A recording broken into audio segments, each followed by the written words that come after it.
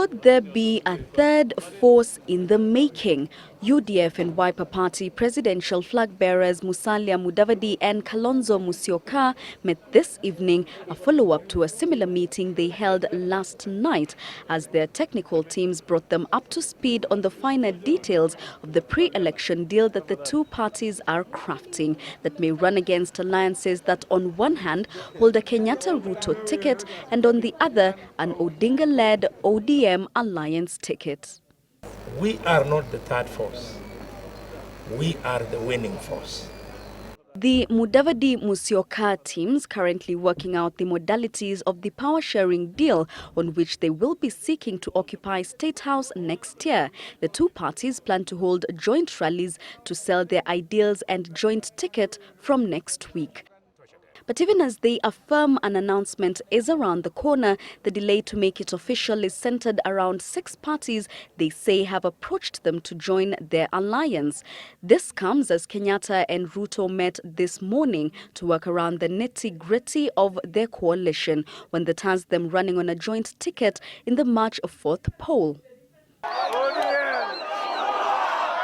The Orange Democratic Party is set to hold its National Delegates Convention that will see the party delegates nominate and approve the presidential flag bearer. However, sources intimate that the Orange Party is not lost to alliance talks with other parties before the December 4th window period lapses.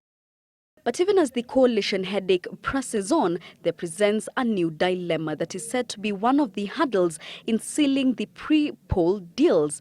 Which party symbol to be put on the ballot?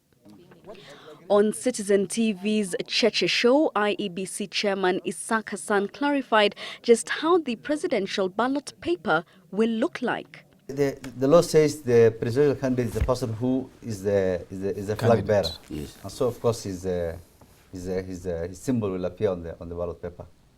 Hassan also seeking to declare the electoral body's stand on candidates and integrity questions.